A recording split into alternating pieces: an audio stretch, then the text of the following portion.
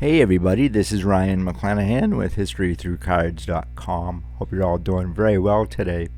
So last week I was at the Shriners Show here in Boston, and it is my go-to show. I really try not to miss it. I was there all 3 days, and there was a really long line, as you can see here. What I thought was kind of interesting was that you had to get your ticket first, and then jump into the line where it said the autographs. So it's the autograph pavilion, and then go directly into the show. And I thought that was a little wonky. I think I lost a little bit of time there too, just standing in line for one admission ticket and then going to a an autograph line, and that took a lot longer than I expected. And maybe they could do something about that in the future. I'm not entirely sure, but when I walked in, there were on Friday there wasn't a whole lot of people there, which was good because I'm not a big crowd guy. I don't really like crowds all that much. Saturday was a different story. There were a lot of people, especially midday or so. It was a really vintage heavy show, which was really great. I mean, I'm primarily a vintage guy, but as I'm getting older now, I'm starting to go or lean into the cards that I grew up with and I couldn't get as a kid. So this show is pretty big. It usually is. I think it's one of the best shows for vintage on the East Coast. There was kind of a pretty major rarity that I don't think that anybody else has picked up on any other videos on this show, and it's this one right here. This is the 1910 Derby chocolates. Now I have actually seen this particular card before, and I've seen a few other of these.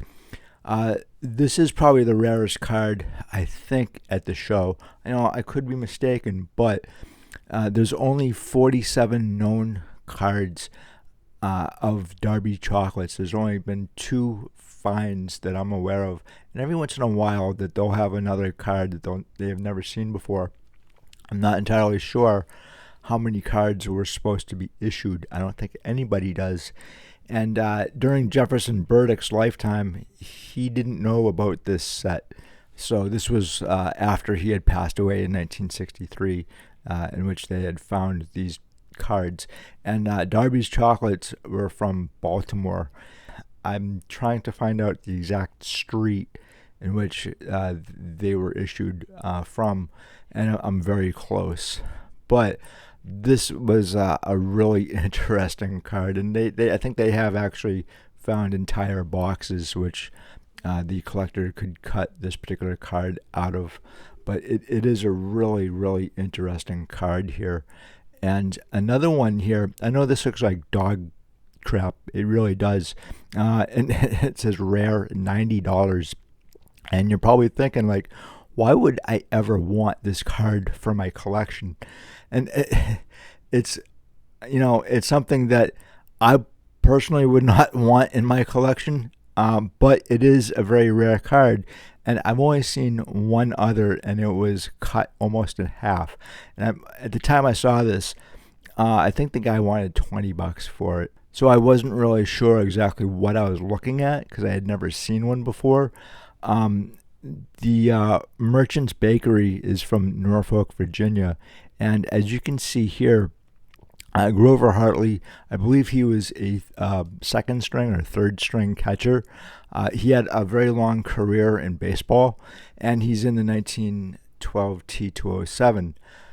This, though, is really interesting because the photos on this particular set are also found in the Boston store sets and the Collins McCarthy as well.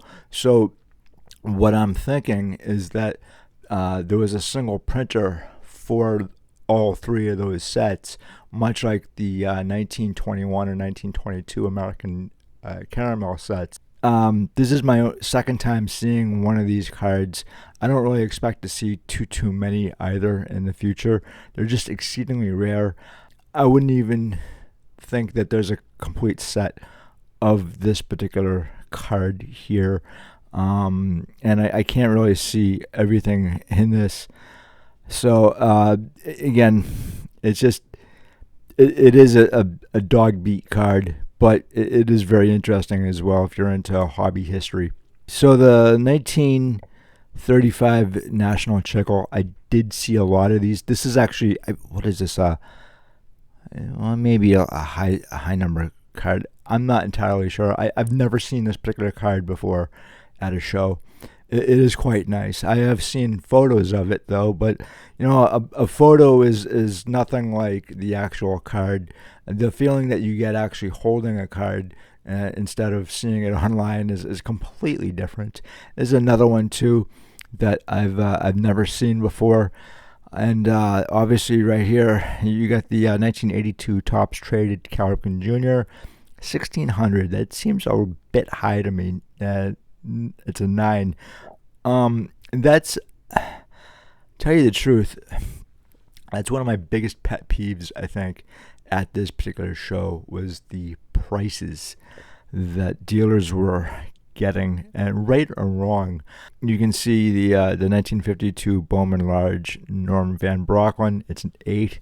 It's a really nice looking card, but it's not rare. And a lot of cards from the 1950s are not rare cards at all. And this is what I'm talking about, my pet peeve here. 1922 Nielsen's Chocolate, a Babe Ruth, 17,500. So, obviously, like, this Crackerjack Mathewson for 7,400. You've got these cards here, 14,000. 17,500. See, I've got a huge problem with this because obviously people steal stuff at shows, and so you have two separate instances where there's been two $2 million heists of sports cards. So why would you want to take the chance that one of these cards would get stolen from a show, even if there's security there? And I did see a cop, but there's no guarantee. Now, obviously, you can see here, this dealer has clamps on his cases. Okay, fine, but I have seen and I have heard some really crazy stories other than those $2 million heists. I think this is just crazy. You're definitely taking a huge chance, a risk, bringing these cards to a show. Obviously, like, you're not going to be selling these cards. I highly doubt it. I really do. The average collector does not have $14,000 for a card. I just think that's absolutely crazy, and it's kind of like peacocking, if you will. Maybe it's just me being really old school. Well, I am old school. I picked up a lot of really interesting cards here. Stuff that I really wanted over the last 25 years of collecting, and really, for whatever reason, have eluded me. But these cards at the show, for the most part, I think were really expensive. Finding deals was pretty difficult, and trying to negotiate was also difficult. And the show last year, I didn't really have a whole lot of problems negotiating. This year I did.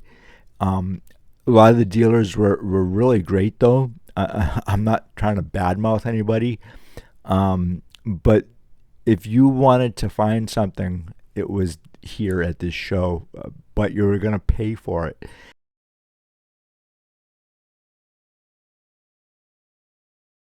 One of the dealers that I always enjoy, Stan's Vintage Cards.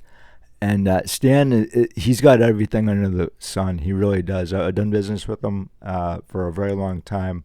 And if you are looking for something, he most likely has it. Just the way he's set up is really fantastic. And I really enjoyed going through some of his stuff and what he has. And I'll show you, I did pick up a card from Stan, and I'll show it to you afterwards.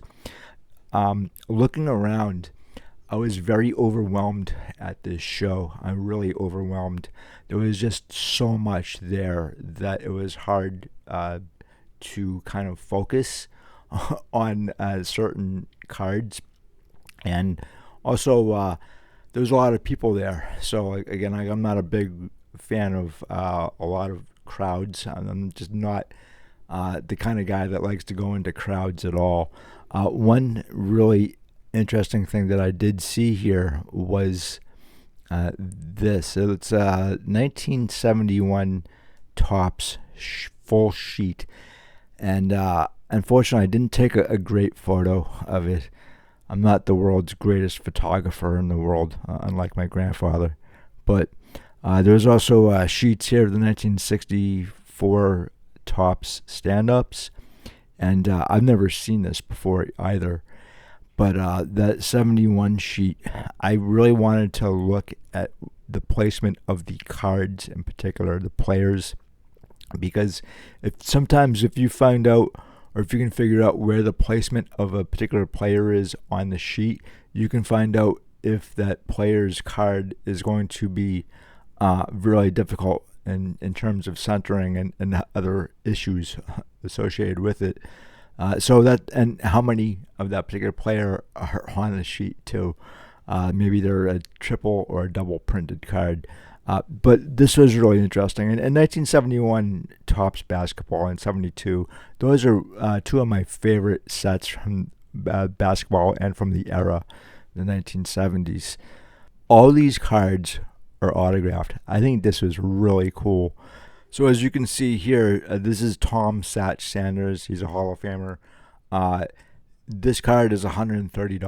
Satch was actually at this show charging $20.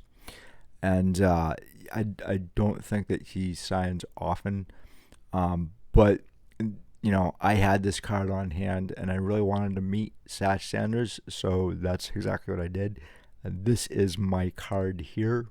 And not a bad looking card. Satch is a really interesting guy to talk to. Apparently, he was telling me that he wanted to be a baseball player, but it never happens. And he got his nickname either from Satchel Paige, and I think he may have known Satchel.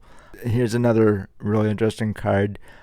This is Charlie Scott, and I saw him at the show last year and got this particular card signed. It is his rookie. I never met Charlie Scott either, so I really wanted to meet him last year.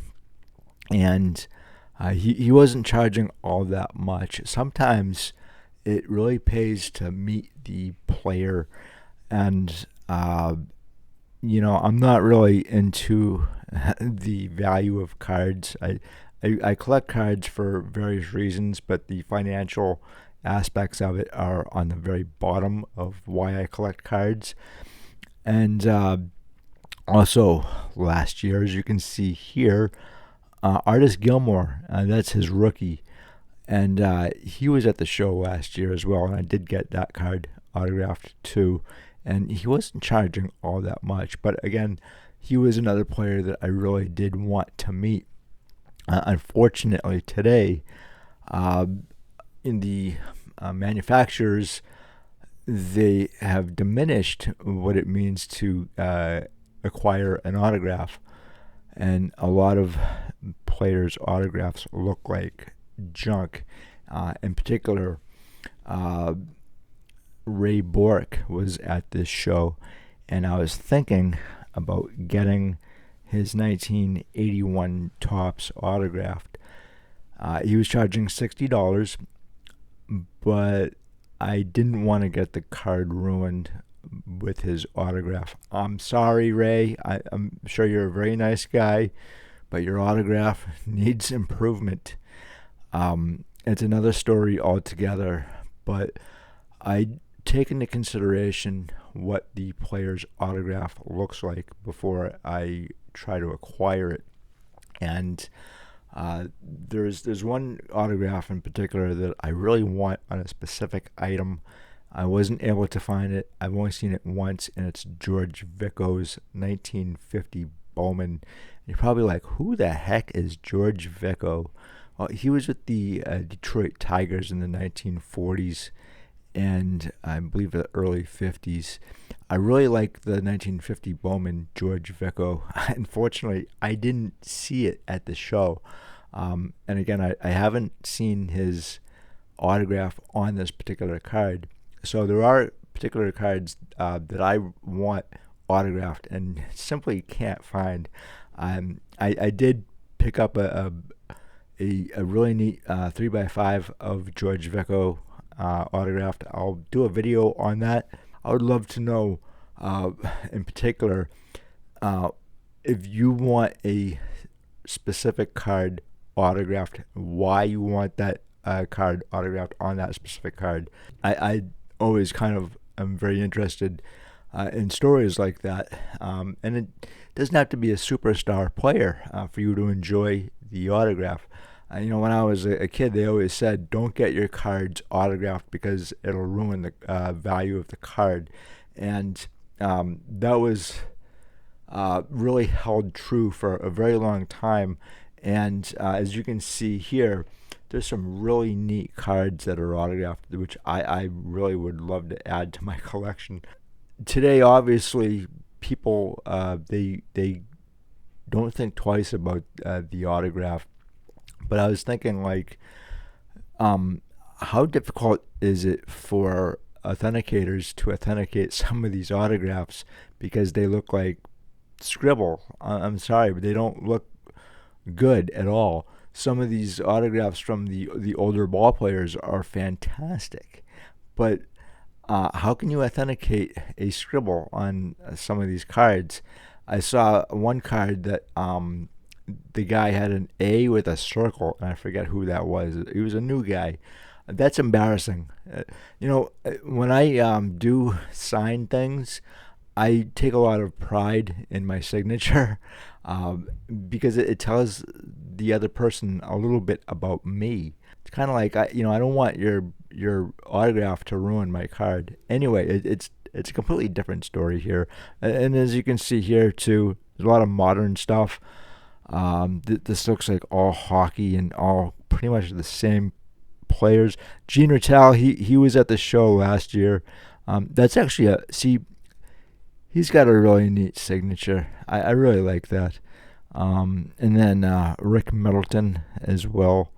Terry O'Reilly. We have some really interesting stories here about Terry O'Reilly. Going up into the stands and beating a fan with his own shoe. This is really interesting here. This is actually Pee Wee Reese's rookie card, a premium from the 1940 Brooklyn Dodgers picture pack or team set. That's his true rookie. And I know a lot of people are going to be like, no, his true rookie is a 1941 play ball or 1941 double play.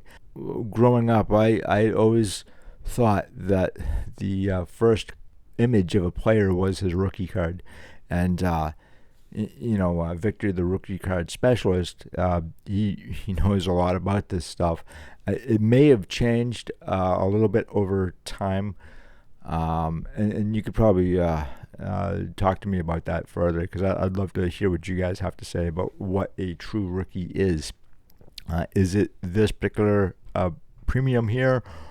I seem to say it is, but that could change from like 1966 or 67, 68 to now, just on the players union, and it's all, who knows? Things are always changing in the hobby, and sometimes it's a good thing. So I did come across this. There's an interesting card. It is Ted Williams, 1954 Bowman. I do see this quite a bit. A lot of people say it's a short print card. I see it quite a bit, as I said, and I'm not sure how short print it is. It is pretty expensive. It's not my favorite card in the set. I'm not a big fan of the 54 Bowman baseball, but Ted did have a guaranteed contract with Topps in 1954, and I think it was for $200,000. It was a lot. It was a lot of money that he signed that contract for. And I forget the exact amount, but I did write it down somewhere in my notes. But obviously, when Topps saw this card, it was pulled from production. The card right next to it is Jackie Robinson. And Jackie's someone who transcends baseball. And he's more than just a baseball. He's obviously pop culture at this point. Very important ball player. Very important human being, an American. So this is interesting right here. I'm not a big fan of 19th century cards. For whatever reason, I just never was able to get into them. I appreciate 19th century and 19th century cards. This on the bottom, though, these are 1908 Rose Company postcards, and these are really fascinating because I think what Rose was doing was basically a quote-unquote print to order.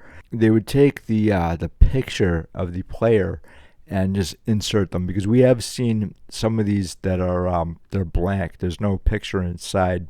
Moonlight Graham, it has one of these, and I believe he's with the Penn State or the New York State League. Anyway, he does have one of these. I've seen it once. I didn't know that he actually had a card out there. I do see these quite often, actually. And when I say quite often, I've been in the hobby for 30 years, so I have seen a few of these. Very interesting, really neat. So you never know what you're going to see at a show. This is the 1948 Leaf Satchel Paige. I have seen a few of these. It's always awesome when I see one in person. It's just such a fantastic card, and it's pretty expensive. Right next to it is the Jackie Robinson, another outstanding card. Here's a better photo of these cards. I like the design of the 48 Leaf, 49 Leaf. Very intriguing set. The Larry Doby is his rookie. Stan Musial, another awesome card. Joe DiMaggio. Babe Ruth passed away, I believe, in August of 1948. And Ted Williams. I believe Mike Junk Wax Hero has a copy of that Ted Williams. He's very proud of it. I'm very proud that he actually was able to acquire one. Congratulations, Mike, on that. And this right here, Tony Clignaro autographed 65 Topps, $1,000. Unfortunately, I didn't want to spend $1,000 on a card. That would not be good for me personally. But I've never actually seen one of these before. And Tony C is, in Boston, he's a legend. Had he not gotten hit in the face, he was leaning over the plate and he got hit. And he almost, it could have been a Ray Chapman type of situation. And unfortunately, I think he did pass away because of his beaning. A lot of people say that's what caused his death. Years later was the beaning, but he easily would have gotten into the Hall of Fame had that not happened. And so this was a very, very interesting thing for me to see. I'm really glad I got to see this, because again, you never know what you're going to see at a show, and I was very surprised, very happy to see that. This is another thing, too, that I really haven't seen the checklist. And you're probably like, dude, it's a checklist. Who cares? Well, if you're trying to complete a 1957 Topps football set, you're going to need the checklist. And this one is really off-center, but it is pretty clean. Again, it's a really neat design. And, what can I say? Checklists are awesome. But this gentleman here, this was Ed Sweet. This was his. I believe he put this together himself.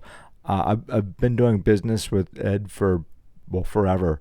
And he was selling this and it was really great to see and flip through, because I haven't seen an entire set of 1957 Topps. In fact, when I was a kid, I tried to complete this set, and I stopped really, really short. I got so frustrated with it that I sold it, and it was maybe like, I think I got like 30 or 40 cards, and then I was like, no, that's it. I can't do this. So sometimes it doesn't really matter how many cards are in the set. Trying to acquire high-end copies. I mean, the 1957 Topps set, it's, for me personally, it's kind of hit or miss. It was actually a Bowman design, and I believe it was for the 1956 Bowman baseball set. But Bowman got bought out in February of 1956 for $200,000, which seems like a steal, to tell you the truth. But again, it's 1956. And so Topps used this in their 1957 Topps set. And the Hires root beer set from 1958, that was also a Bowman design, and it went to Hires, which Topps printed. And I think maybe a few others as well. Anyway, this is the Bart Starr. I really love this card.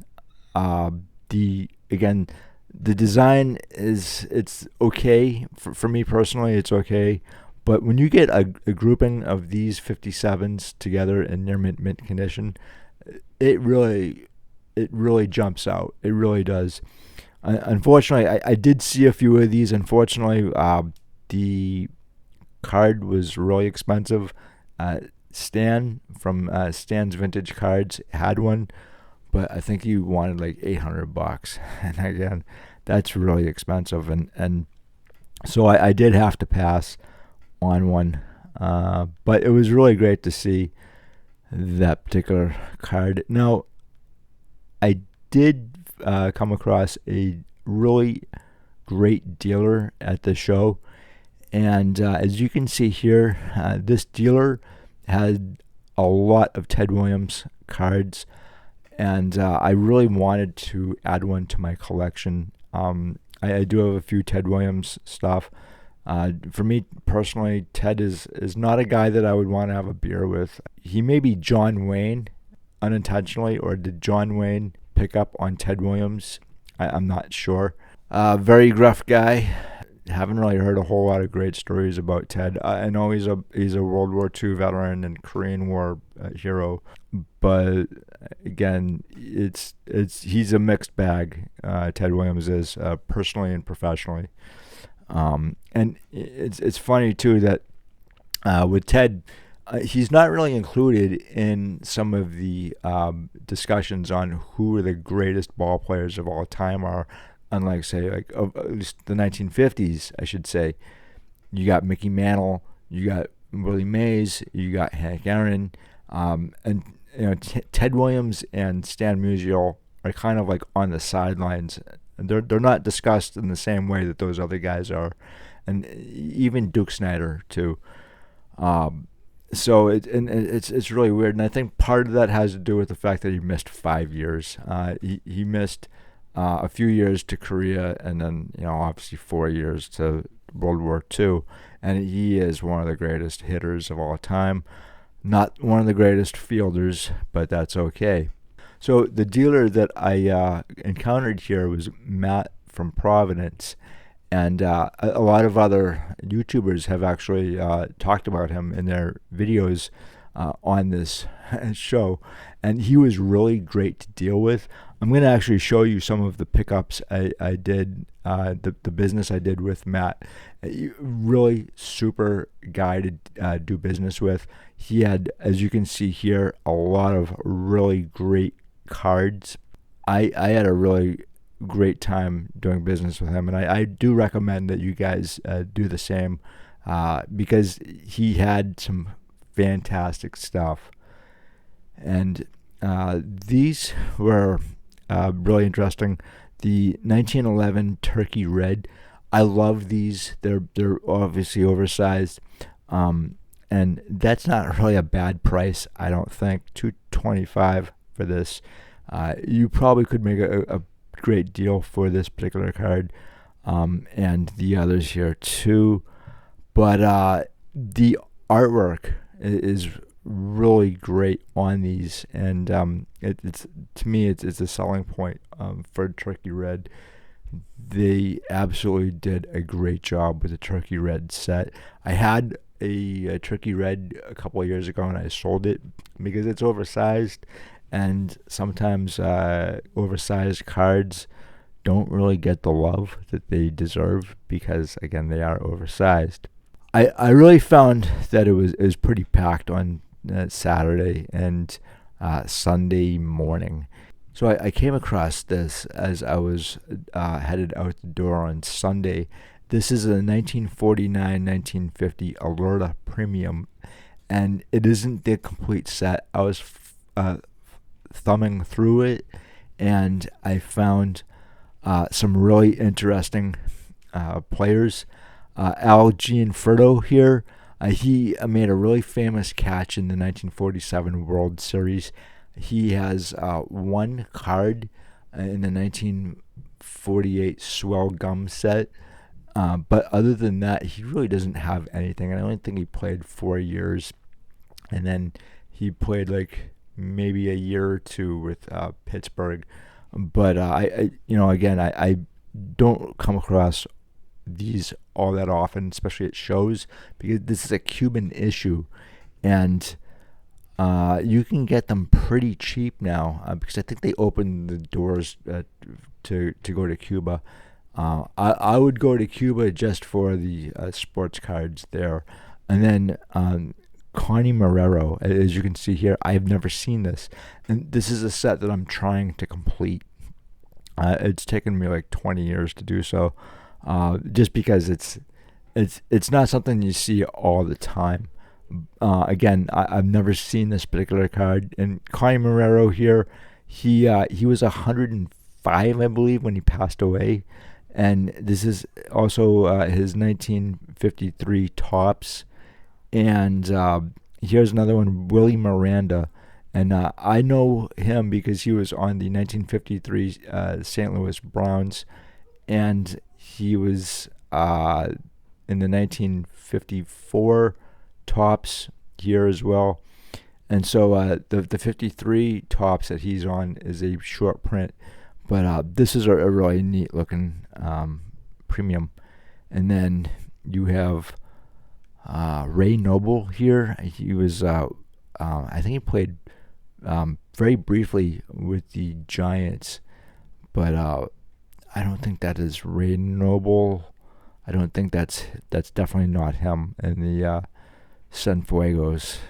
But and sometimes too, I don't often come across this stamp right here. This is kind of also interesting that this one has a date of 1949.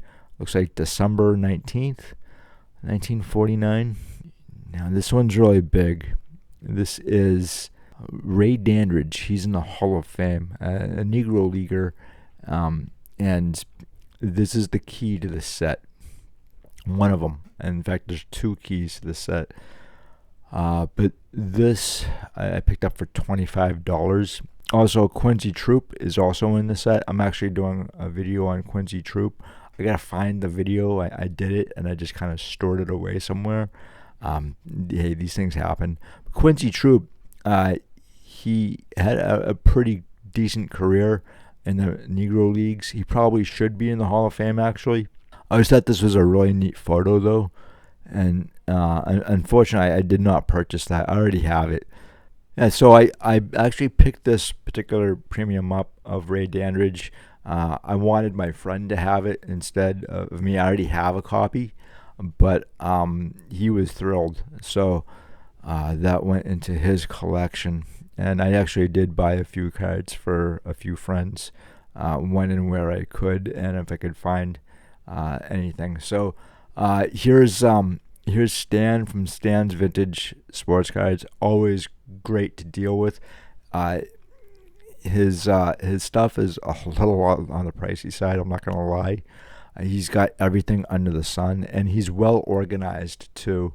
That's the other thing that I really like about Stan and doing business with him, is that he's very organized.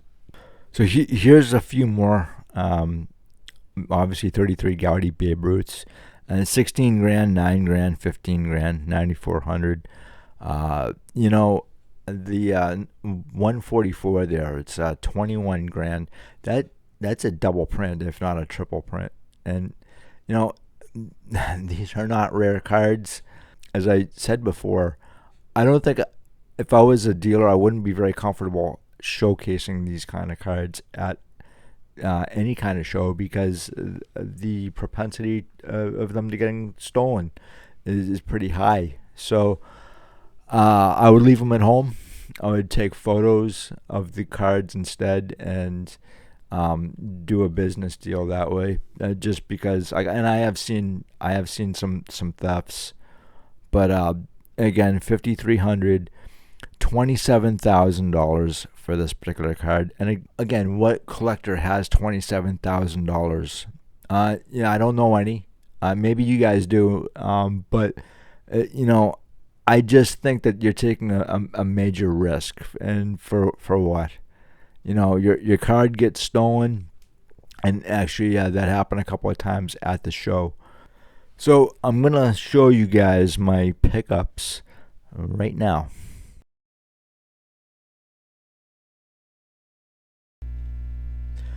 So the first one that I picked up was this right here, Derek Sanderson 1973 Topps, or is it OPC? Because I think this is, I'm not even sure, because it's Topps, yeah.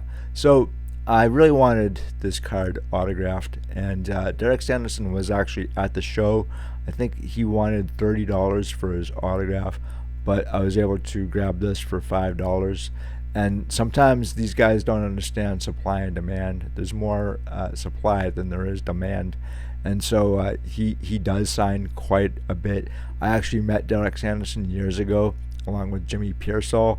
It's another story with Jimmy altogether. But I don't know where that autograph went to. So I really wanted this particular card autographed, and I found it. I was really surprised. But he does sign quite a bit. And I'll show you the back, and just in case, you never know if there's a novice collector or a collector out there who has never seen one of these cards before. And Terry O'Reilly's rookie card is in the OPC set, and I have to get my hands on one. But I also picked up this particular card too. It's a 1973 Topps, and Carlton Fisk. Third year, I believe, or 72 is his rookie year, so this is his second. So I first saw this on the back wall of Mike Junkwack's Hero. He has this, and I was like, you know, that's a really nice looking card. And so I was inspired to go out and try to find a copy. And you know, the thing with these is that they're kind of hit or miss when it comes to the borders. And this one actually has, it looks like 50-50. I used to make fun of this set all the time, thinking, oh, it's really hippy skippy, you know, like what, it's kind of lame. But it's kind of growing on me. So, you know, your tastes and everything changes over time. Food or clothing, obviously, or sports cards, right, or music. So the set itself kind of reminds me of that TV show Space 1999, and particularly the clothing that they wear in the show is really 1970s dated, you know. But as I always say with a lot of cards, you can tell what decade they're from by the design and the style. And this one, yeah, you can say that. There's nothing extraordinary that says it's 1970s, because you know it's kind of like a futuristic design. But I picked it up for like $12. I know Mike had his autographed. Or his imitation is the sincerest form of flattery. So I would like to get this autographed at some point. And Mike, thank you very much. Unfortunately, I didn't get to see Mike Junk Wax Hero at the show. I did see Sammy Thunder very briefly, and I introduced myself. But there were a few other guys there that I unfortunately did not get to meet. Dan from Dan's Vintage PC, I really wanted to meet him, and unfortunately that didn't happen either. There was just so many people there, and I was so in the zone, in the cardboard zone, that I just laser focused on what I was looking at. And a UFO could have just flown on right down beside me, and I wouldn't even have noticed. But I also picked up this 1959 Topps, Roberto Clemente, not Bob Clemente, Roberto. I got this for like $40. Now you're probably like, "Oh, that's awesome! Congratulations, great deal." Well, for me personally, I don't mind when I pick up a card that is off condition, and this one, I don't know if you're gonna see it, if it'll come through, but there is a crease right here. And some people will be like, that's awful, I'm passed by. But it's Roberto Clemente, and I'm a big fan of Roberto Clemente. I think he's another player that transcends baseball, and I really wanted this card for my collection. I didn't care about what it looked like per se. It's got sharp corners and it's well centered, but it has a crease, and it doesn't. For me personally, that's fine. It doesn't really take away from what it is. And for $40, I mean, I was like, okay, I have no problem with that. And then I picked up a 1958 Topps Johnny Unitas, and this card has been dogging me for a long time. It's really kind of like harassed me, if you will, because every time I see this card, it's usually off center, like really off center, and there's some kind of like print streak or snow. It snows on these cards. Anyway, it was $50, and I've been doing business with the dealer for a very long time. He's got me a lot of my basketball stuff, so I always had to stop by. His name is Bob. I forget his last name, unfortunately. I'm very bad with names. Anyway, this card is really great. A lot of people, they don't realize that he has a 1958 Topps. For some reason, it kind of goes under the radar, but I'll show you the back of it. It looks like this, number 22. Again, my camera does not like to pick up sports cards, but I do. Then I picked up this card right here, and Paul Hornung, I did meet him once years ago, and I always wanted his rookie card. I did pick this up from Stan's Vintage Sports Cards. So, in the 1957 Topps set, you do have a lot of really great Hall of Famers and a number of rookie cards in this set, aside from Paul Hornung here. I just thought that Paul Hornung has a really great looking rookie card, and unfortunately I did pay a little bit too much for it. $250. I'm sorry. Something in the air here. So the set actually has Raymond Berry's rookie. There's Paul Hornung's rookie, obviously, Johnny Unitas, and Bart Starr. And I think Bart Starr, from what I've been told, his rookie card is it may be a short print. It's a lot more difficult than the others. This one is actually easier to find. I see a lot more of these than I do the others. And the Raymond Berry, I almost never see. Dick Knight, Train Lane, also his rookie is in it, and Jack Butler as well. So it's a really interesting set. And then on top of it, I picked up this right here. I'm a really big fan of pool and billiards, and I have been playing pool since I was a teenager. So I picked up a Jacob Schaefer Sr. card from 1887, the N28 Allen and Ginter. I've never seen this card ever. I've seen a photo of it once or twice. I knew it existed. He's actually in the Hall of Fame.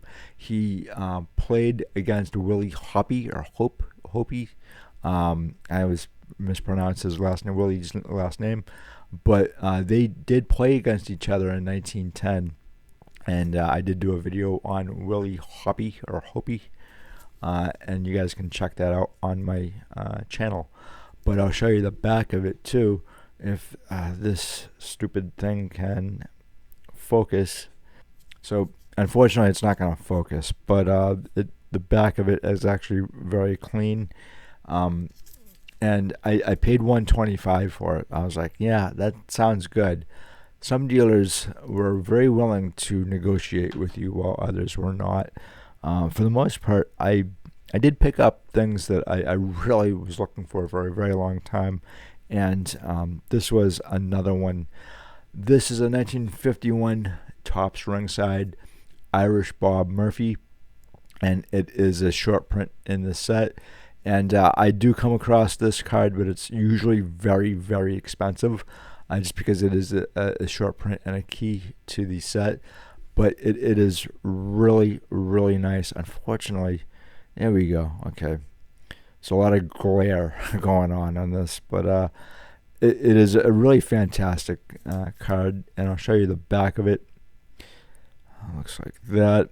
I got lucky with that. I picked it up from a friend of mine, and then I picked up the Rube Marquard 1911 T205, and I had actually purchased this card for a friend of mine years ago, and I always wanted this card, and so I saw it there, and it's a 2.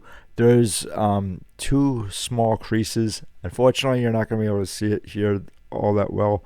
It's right in the corner there, and another one, where is it? Right there on the shoulder. But I'm okay with that. Obviously, I'm a true collector. I don't really sell cards unless I really need to. And he has a really fantastic story. He did an interview for the book, The Glory of Our Times, or The Glory of Their Times. It's Glory of Their Times, in the 1960s. And he's got a really fantastic story. So I highly recommend you guys read that book. And then one of my quote-unquote grail cards came out finally after years and years, and it was Johnny Busick's Rookie. And I love Johnny Busick. I mean, everybody around here loves the guy. He's almost 90 years old, and I hope that he turns 100 years old someday. But this has always been a key to the set, and it's really kind of been a dream of mine to actually find this particular card. It's a 1.5, and it actually looks really nice for a 1.5. I was like, what's wrong with it? What's going on here? It's got some writing on it. I'm like, that's it. I didn't pay a whole lot for it. I paid $140, which was actually really cheap for this card. And you might be thinking that's really expensive, but the alternative is like $300-400, which I've usually seen this card in. So I got to check off a grail card of mine, a card that I've always wanted, because I'm a huge fan of Johnny Busick. Really, the Chief was awesome, and so I was very happy with that pickup. And then I was talking to another guy there that I always do business with, and I was looking through some of his golf set, and he wasn't really willing to part with a lot of his golf cards, but he was able to part with this only because it was a duplicate. And this is James Braid, 1902 Odgins tabs, and it was $125, and I've never actually seen this card before. Harry Varden does have a card in this set, which I would love to get my card collecting mitts on at some point, because I'm a huge fan of Harry Varden. But you guys, if you're into golf, and I am into golf, I just can't play for the life of me. Um, this set might be for you. The other set that you might really be interested in is the 1914 Marzuma. They look like this. And those cards are pretty affordable. These are gonna run you a little bit of money, but the corners, the black borders, they could pose a little bit of a problem. So, Dave, thank you very much for this. I really appreciate it. It's a fantastic card, and Dave, you have a fantastic collection. It was very impressive to see his golf cards. Again, I do love golf, and I someday I'll be able to play it. I hope. Who knows? Anyway, I also picked this card up from him as well. It's Tony Esposito, 1970. Let me see. I didn't see if it was a Topps or. See, the thing is, this caught the sun and it just faded out, so it's really difficult to see. The card itself, for $20, I was like, that's fine. I'm sometimes I'm not really picky. I just wanted a card of Tony Esposito, and I'm not entirely sure if this is a Topps or an OPC. Printed in Canada, so I'm thinking it's OPC. But it is a fantastic card, I think. Something's going on with my camera that does not want to focus on sports cards today, guys, so I'm really sorry about that. And then the first card that I picked up at the show was 1933 Goudey Al Simmons. And Al Simmons, an amazing hitter, and his cards and his career are really overshadowed. But I have been looking for this card for decades, literally decades, and it's just been really out of reach for me. And some cards are, and I'd love to hear your stories of any cards that you've picked up or wanted to pick up but were just out of reach for whatever reason. They may not have been expensive cards, but they've been just, not in your vicinity. And this was one of them. I never had an opportunity really to purchase this card in the past, and then my mentor, if you will, Ed Sweet, he had this card, and I kind of like casually asked him, like, so how much do you want for this? And he gave me a value, and I was like, okay. He is a little on the expensive side. 1933 Goudeys, to me, the artwork is amazing. The player selection is great. I did a fairly lengthy article, a couple of articles on the Goudey set, 33 and 34, and the company. And then I'll show you the back. I'm still not convinced that they were all printed in Boston. I think they were printed in New York. But I think the printer had an outlet here in Boston. And it's just a really fantastic looking card of a great Hall of Famer. And Al Simmons did rob Lou Gehrig of a 5th home run. And I was telling Andrew Ehrenstein about this, where the 1933 DeLong Lou Gehrig, that particular image was actually from a game in which he hit 4 home runs, and on his 5th trip at the plate, Al Simmons robbed him of a 5th home run. So I also picked up a 1957 Topps Roberto Clemente, and don't let the prices scare you. Some prices did scare me, but I picked this up not for $200. This is cheaper, but I really wanted this particular card, and this card in particular, I see this really off center quite a bit, and with print lines and snow. So it is, because it is a dark card, which means that there was I think, a little bit more ink on this particular card, which is why you see the snow. But this is really well centered, I think. And again, Roberto Clemente is a hero of mine, and I see this card often. It's not particularly difficult to find, but it is difficult to find in a high grade. This is very good plus, which is fine for me. You don't really need to have a high grade collection to be happy.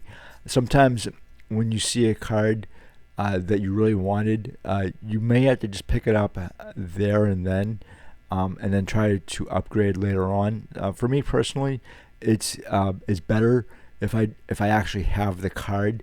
Then I can decide whether or not I want actually to upgrade. And one card I really wanted to upgrade, and I didn't at this show, was a 1960 Leaf Brooks Robinson.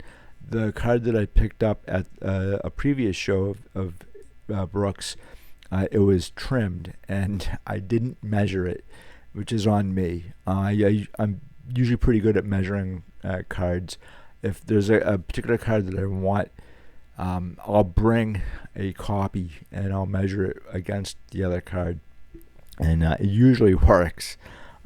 Another card that I really wanted for a very, very long time, and it just never materialized because I've never really seen the card. I've seen it maybe 2 or 3 times, is the 1922 American Caramel of Ray Schalk. Now, I'll probably do another video of Ray Schalk at some point, and he was on the 1919 World Series, the clean sock on the Black Sox. His Hall of Fame candidacy, on the other hand, I don't think was very clean at all, and I'll go into further detail. But I really wanted this particular card, and for some reason it was always very expensive. I'll show you the back of it. I paid $210 for this, and another a dealer said, "Well, that you paid too much for it," and then he's like, "I understand. You really wanted the card, so it doesn't really matter, and it's not going anywhere." Because I really had to fight tooth and nail just for the $210. The gentleman was a really good dealer, and he had a lot of great stuff, but he really didn't want to negotiate too much. And you get dealers like that are very difficult to deal with, and sometimes I think they overprice their cards because they don't want to get rid of them. Well, if that's the case, don't bring your cards to a show. But I mean, it's a negative, I think. I'm not trying to be negative on the dealers that do this, but again, it's are you there to show off your cards, or are you there to sell your cards? The museum aspect of shows, I'm not a real big fan of, and I love looking around it and going to shows and seeing what is there. I might not necessarily buy the cards, but I don't really like the fact that a show is a museum. This has really eluded me for a very long time in the back of it. The set consists of pictures of 120 of the leading baseball stars. The other one says 80. Now, there was another card that I had, and it was this. And this was actually an upgrade, and I paid $60 for this instead of $75, and I wasn't going to grouse too much about the $60, and you could probably get this card for a little bit cheaper. The card that I replaced to get this, I gave that card to my friend, trying to build up his collection, and I really wanted this card because the original card had some creasing around here, and some of the card actually lifted off of it, so it was not near mint as they said on eBay. And when I got the card, I'm like, there's stuff on the card that's not even there. I mean, it was awful. I'm a big fan of Billy Williams as well. I'd love to meet Billy Williams at some point. I'd love to get his autograph. He has a very nice autograph. Unfortunately, I cannot get this card autographed. So I might actually buy another 62 Topps just so I can get it autographed. And I'll show you the back. And what I remember about the 1962 Topps set was back in 1987. A couple of my teachers had said that the 1987 Topps set was modeled after the 1962 set, and they were like, awesome, very cool. I'm like, are you sure you're my teachers? You know, you're not supposed to know about baseball cards, but they did. In fact, I had a third grade teacher who took me to a card shop to learn about math and problem solving skills. And I did see a couple problems there. You know, they had some 1911 T205s that I had never seen before. And I'm like, what is this? This is awesome. And I wanted to find out more about the cards and the players themselves. So I'm a really big fan of Billy Williams. I believe I did a video on him and his player run. I don't have all the cards in his player run, but at some point I will. And then I picked up the 1970 Topps Bobby Orr, and I'm a big fan of Bobby Orr, as well as everybody in Massachusetts and New England is as well. He had a pretty short career, but this particular card I really wanted. And one thing, if you're going to collect or try to obtain this particular card, the image can be out of focus, particularly because it's a full body shot. And so this one's actually quite nice. And again, the centering on these can be really bad. This one looks to be 50-50 centering, so not bad. Again, the corner wear is minimal on this. I actually do like this set.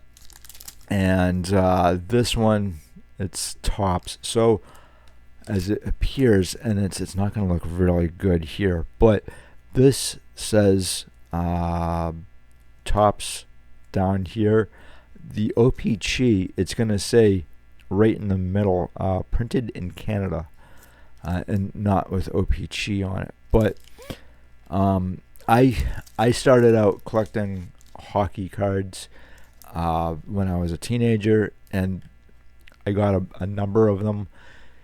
I never was able to get Bobby Orr card at all, and then at some point I sold a lot of my collection to pay for college, and then that left me with one hockey card, and I couldn't get back into it. It was really difficult to get back into vintage hockey, and I just recently, over the last 4 years, was able to rebuild my hockey collection of 1954 Topps hockey, and then the Parkhursts from the 54 and 53 sets, with a little help from my friends. So Chris, Stories from Cardboard, thank you very much for reintroducing me to vintage hockey, and it's really been a fantastic thing, and I love to learn about hockey because it's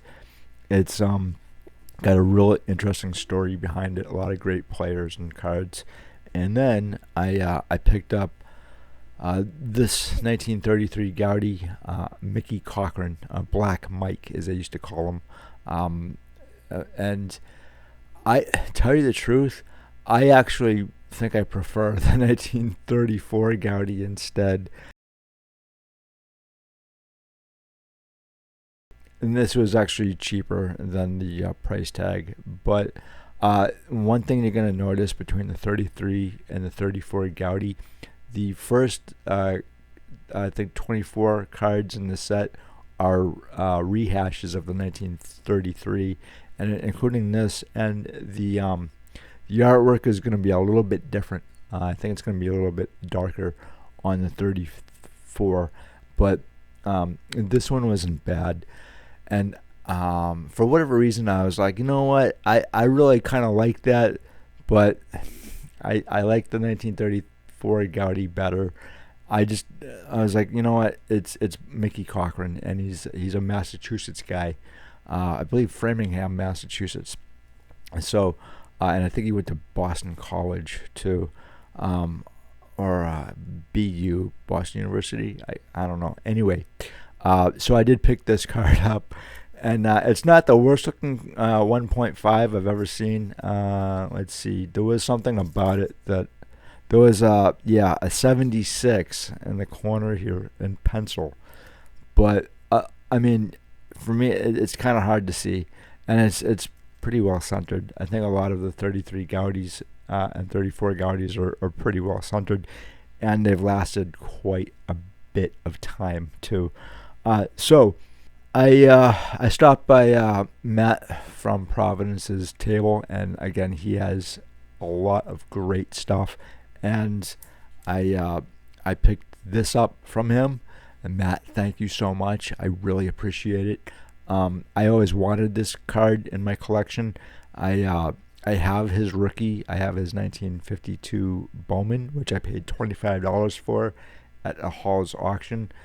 And I mean that has a crease, but I don't care. It's Stan Musial, you know. And he's not underrated, but I think he's slowly becoming forgotten.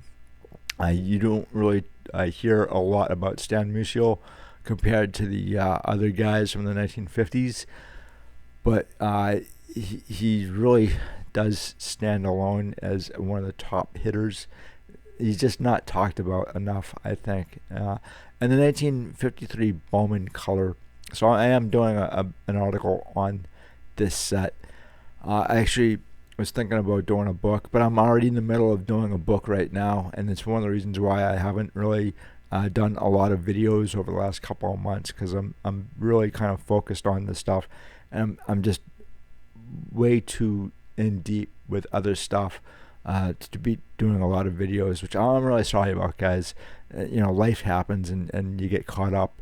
And one thing I've noticed about time, the older you get, the more time goes on, or it gets faster. So anyway, I'll show you the back of it. I do like the 1953 Bowman color, and this card, it's not difficult. It's just pretty expensive. I didn't pay a whole lot for this card. Actually, it was very affordable, and it is centered. And one thing I've noticed, particularly about this particular card, is that there's a lot of snow or scuffing on this card. A lot of creases I've seen on the card too. This one is crease free, but I see it in absolute garbage condition, and this is actually quite nice. So that's one thing you really want to keep in mind, is that the card itself is going to be heavily loved by collectors. And then another card I picked up is the 1912 T207 Joe Tinker, and this has been on my want list ever since I was a kid. Literally 30 years is how long I've been waiting to try to find this card. It is expensive. It was kind of on the expensive side as well, but I knew that if I didn't pick it up, that I probably wouldn't have another chance to do so, just because of its expense. Quite frankly, this set is a set that you either love or you hate. There's no in between, because it's a brown background set. I actually really love this set, and I've written extensively about it. But the Tinker itself is a fantastic card, and unfortunately, again, it's not looking too good. I'm sorry about that, guys. I'll show you the back. It's a recruit back, and right after I picked that card up, I'm walking around the show and I see this card right here, and I'm like, oh man. I'm like, I just picked up a Joe Tinker. I'm like, do I want to pick up another card? And I've been looking for this card forever as well. So how come he looks like Nicolas Cage? I'm just wondering out loud here. Is Joe Tinker actually Nicolas Cage, or is Nicolas Cage actually Joe Tinker? I mean, again, I joke around, but uh, he's like a spitting image. And so, one really interesting thing about Joe Tinker here, and he's in that famous poem. Those guys did not get along at all. None of them did, and I think he intentionally was traded or sold. He asked to be sold to another team because he just did not want to get along, or couldn't get along with Johnny Evers. Johnny Evers, I do not have a card of his. I would love to grab his 1911 T205. This is a one, and again, the dealer wanted 125, and I could only get him down to 110, and that to me is a lot for this particular card. But it has a couple of creases along the border here, and again another crease here. A lot of cards in the 1911 T205 set. They have a lot of chipping, a lot of corner issues, obviously, because it's gold leaf. But the artwork is absolutely fantastic, and it's a sweet cap back. I'll show you the back of it. It's not the awesomest thing in the world. I think I paid quite a bit for it. Maybe a little bit too much, but it's not going anywhere, so that's okay for me. And just to have one Joe Tinker card in my collection was fine enough, but now I have two. And another card I got from Matt, which I think he put up on his IG, in fact, with a portrait of yours truly, was this particular card right here of Wee Willie Keeler.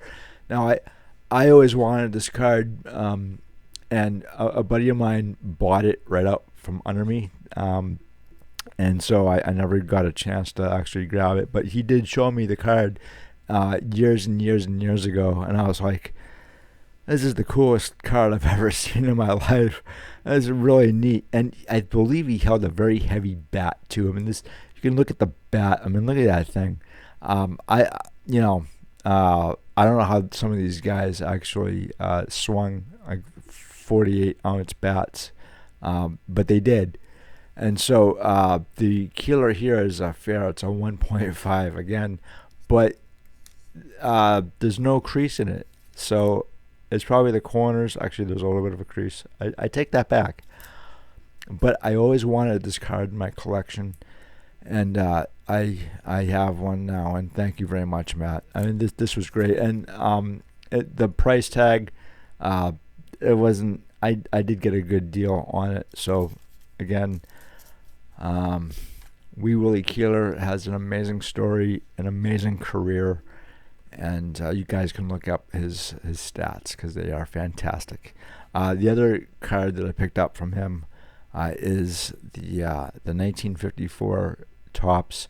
This is the last card in the set. It is 250, and I had the orange one, number one, but I really didn't like that card because it was off center. This one's a little bit off center too, but I do like this card quite a bit. I wanted to add another Ted Williams to my collection.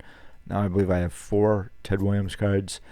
I did actually recently pick up a 41 double play Ted Williams. I already had that card and I sold it to go to college, and I picked it up actually really cheap, and I sent it off to PSA. I haven't seen it since, so they're holding it hostage, I guess. I'll show you the back of it. Looks like that. So it's a story. It's pretty cool. I'm not a really big fan of this particular set, but I know a lot of people are. And Cy Berger, he really had to get this thing off the ground. Joel Shorin didn't want that set issued. He didn't like it at all. And Woody Gelman and Cy Berger really kind of had to force him to agree to print the set. So thank you very much, Cy. I really appreciate it. I think he has a couple of cards out there. I'd love to get a Cy Brigger card autographed. And then I also picked up a 34 Diamond Star of Frankie Frisch, and I got this one actually really cheap as well. I was surprised I only had one Frankie Frisch card in my collection, and it's a 1934 Gaudi. Still have it, but when you think of the 1930s and the Great Depression, what do you think of first? Other than the Dust Bowl and all that, you think of the baseball cards and baseball. The Art Deco on this set is just amazing. The artwork itself is absolutely fantastic. This set and the company itself has a great story behind it, and I hope to finish the article that I'm doing on this. It's going to take a while though, because I'm trying to finish up that stupid book on the T206. Another card that I picked up from him, really, really cheap, I think I paid $40, was this Bob Brown's high number. Somebody wrote Bob Brown right here, and with an arrow, and it's got a crease in it. But I really wanted the card, and it's a high number, and the high numbers are all different than the regular set, because they were printed without a copyright. So they didn't go through the copyright office at all, which meant that I don't believe that you could distribute these cards outside of Massachusetts. And so, according to the rules and the laws back then in the 1930s, I really wanted this card for a very long time, and it's a card that I don't really come across. So I was very happy, and for $40, I was like, yeah, I'm taking it. It's mine. And the back, as you can see, or maybe not, depending on if my camera wants to cooperate, there's no copyright anywhere on this card. And I've dived into this quite extensively, in fact. So, the last card that I picked up was, actually, I didn't pick it up. I got it autographed. And it was this. Alright, I'm going to leave it right here for you guys. Let me know in the comment section below what you make of the cards that I've shown, or my pickups. I'd love to hear what you guys have to say, as always. And let me know if you guys went to the show. What did you think of it? Me personally, I thought that a lot of the cards were overpriced. I've had better luck at other shows there in the past. This one it felt a lot different. Deals were much more difficult to make. I did see a lot of really great cards that I wanted for my own personal collection, and the dealers were, in some cases, more than fair to work with you, especially Matt from Providence, which I highly recommend that you guys go and check out. Unfortunately, I did not get his information, which that's on me. I'm really sorry about that. But he is out there, so you guys can find him in other videos as well. And some of those other videos, I think Mike from Junk Wax Hero has done business with him. I know he did, because he actually picked up a 1909 T206 Christy Mathewson. And congratulations, Mike, on that. It's a fantastic card. So go check out Mike's video on the Shriners as well. So anyway, guys, thank you so much for stopping by. I greatly appreciate it, as always. And I will hear from you later. And I'll do a few more videos too. So I'll talk to you later. Bye.